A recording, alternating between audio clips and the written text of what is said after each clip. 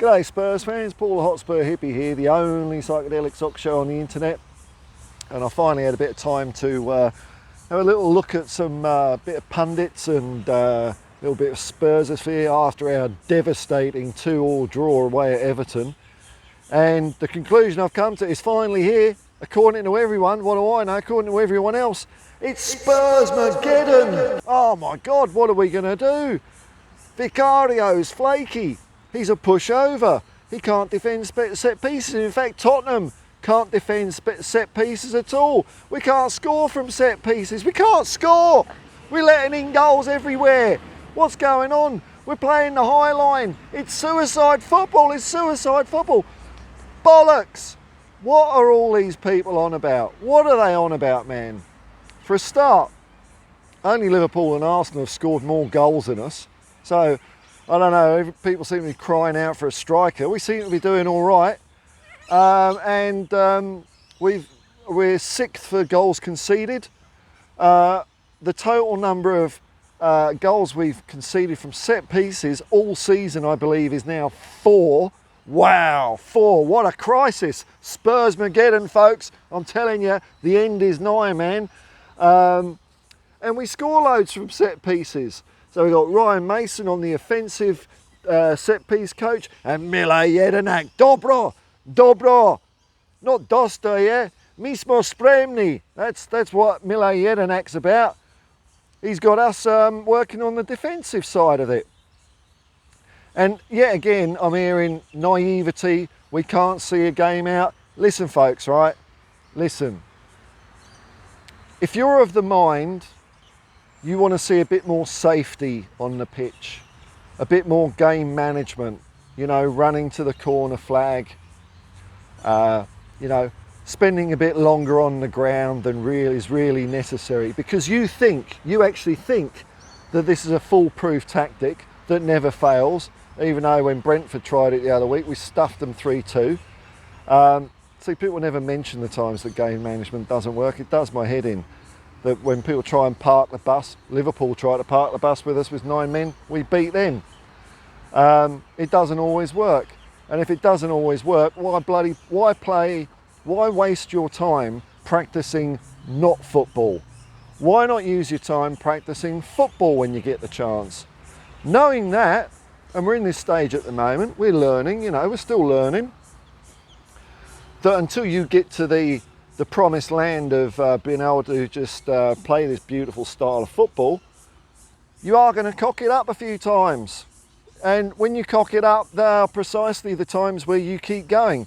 So if you're of a mind that you want it a little bit more pragmatic, you might as well just say, I never wanted Ange in the first place, let's sack him and get a proper manager, because what does an Australian know about football?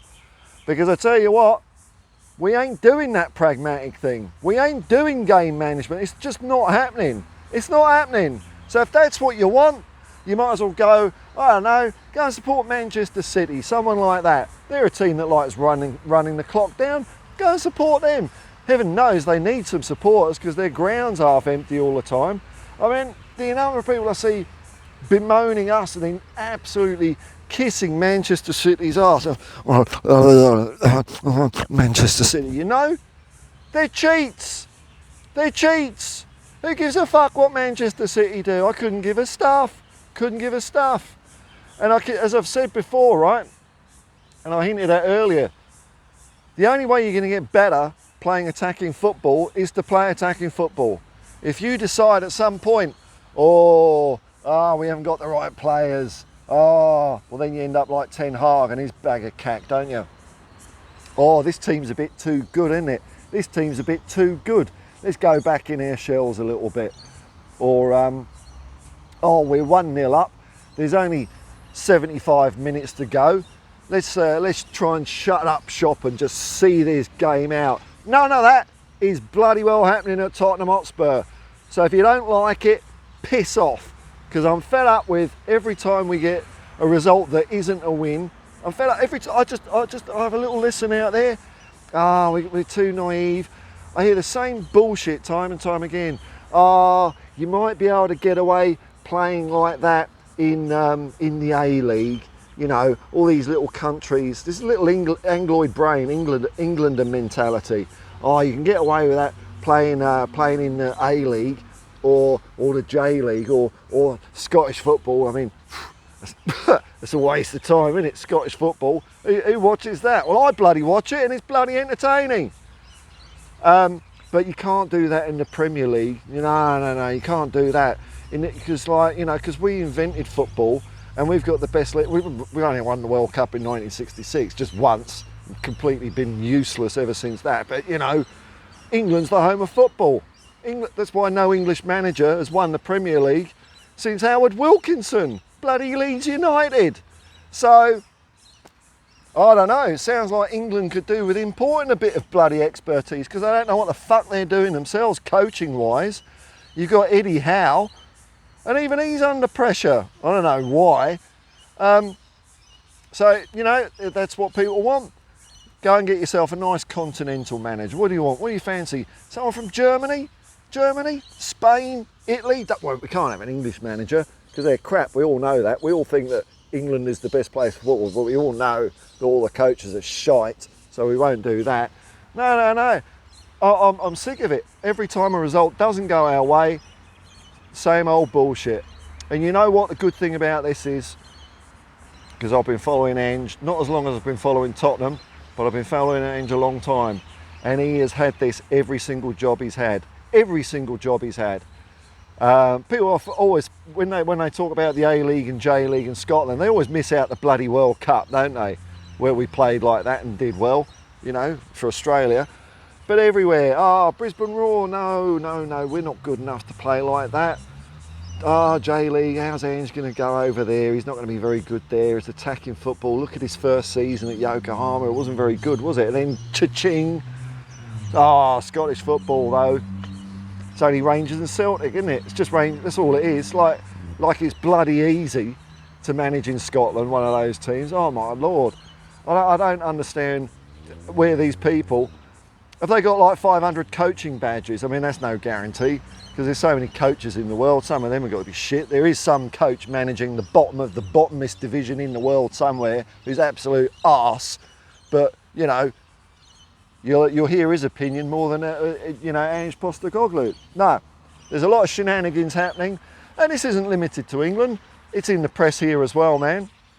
Australian media can't wait to cut the guy down. Every loss. They're like psychos over here, the press. We have a bad result, and it's like, Ange shown up, blah, all this crap. And then we win. Ange Postecoglou scintillates the footballing world with his devil-may-care, blah, blah, blah, blah, blah. I tell you what, it's like going out with like a French chick or something, you know? Crazy in the head, crazy in the bed. They'll love you 1 minute and then slash your tyres and put bleach on your clothes and throw them in the street. That's what the Australian press is like. So you've got to block all this out. And Ange has been blocking it all out for years. I don't think it's something that particularly drives him. But when he does succeed, he does like saying, you know what? You lot thought I was a joke. The fans didn't think I was a joke. And that's what I'm hoping about Tottenham, you know. From what I can hear, the fans that are going to the grounds, the people I speak to back in England that are still going to games, they're excited still. They can see what we're doing. They can see what we're doing. It's just internet twats like me, you know. It's all clickbait, controversy, everything's doom and gloom. We're going to get, I just dread to think, you know, if we lose another game on, you know, what's going to happen? Everyone's just going to implode. They're going to want to burn the stadium down. You know, pitchforks, it's going to be like Son of Frankenstein, where they all come with their pitchforks and saying rhubarb all the time. I don't know what people want. It's only a matter of a couple of years ago, 1 year ago, that people were saying, I'm fed up with this boring style of pragmatic football that we've had under Jose, Conte and Nuno. I want Tottenham back. I want something exciting. I want progressive football. Well, this is what you get. This is what you get. Do you want progressive football, or do you want that boring old shit? Because if you want progressive football, like I keep drumming into you internet nutters out there, the only way you're going to get good at it is by practicing it. If you only do it for 60 minutes, or you're only trying to do it for 60 minutes in a game, That's a third of the time you might as well be playing gin rummy down the pub. You're not doing anything. So during this course, during this year, fully expected, we keep going for it, we'll keep going for it, and now they ain't going to work. And I've seen best Spurs teams. Sometimes champagne football just doesn't come off, but that doesn't mean you give up and start playing 10 at the back and, you know, have a bloody steel cordon around Vicario. I mean, how many goals has that guy saved? How many times has he helped us out? Yet, like 2 incidents with corners and people are writing him off. What the fuck are people on about? Get a grip. Get a grip. So this is it. This is Tottenham, man. We're going to be on the front foot. And, you know, my personal thing of why things aren't going as well as they were. Big midfield disruptions. Our midfield's coming back together. They've got to gel again. And take, for example, the Everton game. We play like that, but our midfield fires off. We score 5 goals. That's how this attacking. I don't know if you know out there. This is how attacking football generally works. You rely on, and this is the key, scoring more goals than you concede. And it doesn't matter if that's 10-8 or 5-4. When you don't get the goals going your way, sometimes you miss out, sometimes you draw, sometimes you lose. But every time you do it, you're going to get better and better at doing it. And that's why I have absolute faith in Ange Postecoglou and the Spurs team. And, you know, I can't wait till next season. I can't wait till this season because I think we're going to finish very strongly. And people are just going to have to shut up about this whole naive stuff because Ange is going to be proven right about playing this style of football. It's what great teams do. They pick a style, preferably an attacking style. They stick with it no matter what. And when you do that consistently, then success comes. It's not chicken before the egg, it's egg before the chicken. Got to get our style right, our philosophy right, and then success will come. And when it comes, it will absolutely rain silverware at Tottenham. So internet, just be quiet for God's sakes. Pundits, you don't know what you're talking about. Talk about your own teams. Don't talk about Tottenham. We all know you hate Tottenham. Talk about something that concerns yourself, not us. We'll look after our own club. You look after yours. Anyway, on that note, peace and love, man. Peace and love, man. And come on, Ange. And come on, you Spurs.